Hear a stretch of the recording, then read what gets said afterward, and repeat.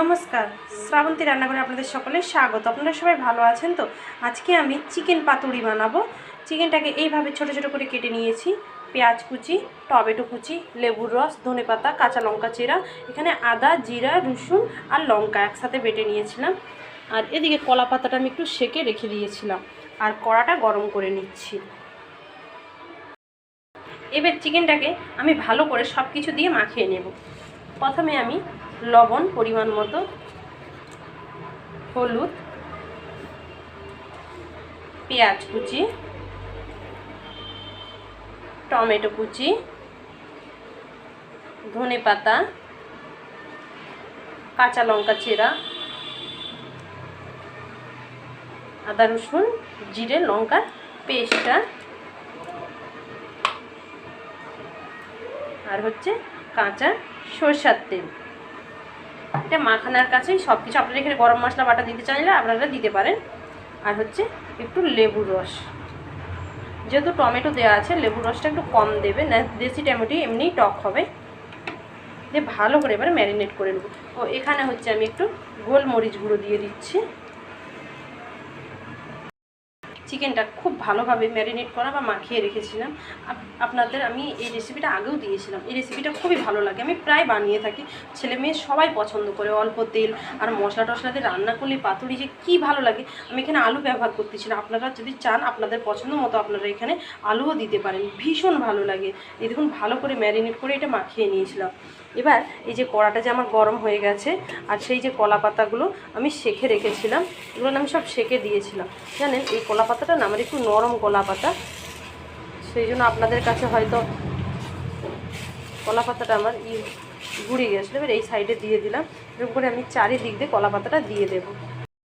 আমি ওপর দিয়ে কলা পাতাটা নিচে দিয়ে দিয়েছিলাম। দিয়ে চিকেনটা আমি দিয়ে দিয়েছি। দিয়ে চিকেনটা চারিদিকে এরকম করে বিছিয়ে দেবেন। আমি এখানে গরম মশলা দিইনি, আপনারা চাইলে দিতে পারেন। যেভাবে বানাচ্ছি পাতুরিটা আপনারা দিবেন, খুবই ভালো লাগবে। বাচ্চা বড় সবাই ভীষণ পছন্দ করবে। এবার ওপর দিয়ে আমি আবার কলা পাতা দিয়ে দিচ্ছি চারিদিক দিয়ে। আমার না বড়ো বড়ো কলা পাতাগুলো উপর দিকে আছে, তার জন্য আমি ছোটো ছোটোই পেয়েছি, তাও মিডিয়াম। দেখুন ভালো করে দিয়ে এবার একটা পাত্র ঢাকা দিয়ে দেবো, যেন কোনো বাতাস না ঢুকে। এরকম করে পুরো এরকম নিপে ঢাকা দিয়ে দিয়েছি। এবার দেখি কত দূর হলো। মাঝে মাঝে কিন্তু ঢাকা খুলে দেখে নেবে, নাইলে কিন্তু তলায় লেগে যাবে। দেখুন কী সুন্দরভাবে ফুটতিছে, টকবক টকবক করে ফুটতিছে। আমি এটা আবার ঢেকে দিচ্ছি। যারা খেয়েছেন তারা জানেন, যারা খাননি একবার কিন্তু খেয়ে দেখবেন। আবার আমি ঢাকাটা খুলে দেখতেছি। এটাকে এরকম করে সরিয়ে, কলা পাতাটা গরম আছে তো, আপনাদের যাদের গরম সহ্য হয় না তারা সাবধানে করবেন। এবার একটা এই যে খুন্তিটাই যে নিয়েছেন, খুন্তি হোক কি কাঁটা চামচ হোক, তার পিছন দিক দিয়ে এরকম করে উল্টিয়ে দেবেন। তাহলে তোমার এ পাশটাও হবে আবার ও পাশটাও হবে। আর যদি না ওইভাবে হয় তখন আপনারা কী করে উল্টিয়েও দিতে পারেন। এইরকম যদি কারো সমস্যা থাকে, এইরকম আমার মনে সুবিধা হয়, নাহলে উল্টিয়েও দিবেন। এই দেখুন সব চিকেনগুলো কিন্তু আমার পুরো একবারে পারফেক্টভাবে পুরো আমি এই দেখুন নেড়ে নিয়েছি। আবার এটা আমি ঢাকা দিয়ে আবার কলা পাতাটা সুন্দর করে ঢেকে দিয়ে, তাহলে আমার দুপাশে খুব সুন্দরভাবে হচ্ছে, তাই না? আবার ঢেকে দিলাম। আমি ঢাকনাটা খুলে নিয়েছি। দেখুন আমার কলা পাতার পাতুরিটা কতটা সুন্দর হয়েছে। এইভাবে আপনারা অবশ্যই বাড়িতে বানাবেন, খেতে যে কি ভালো লাগবে। এটা রুটি, পরোটা, ভাত যেটার সাথেই খাবেন সেটার সাথেই ভালো লাগবে।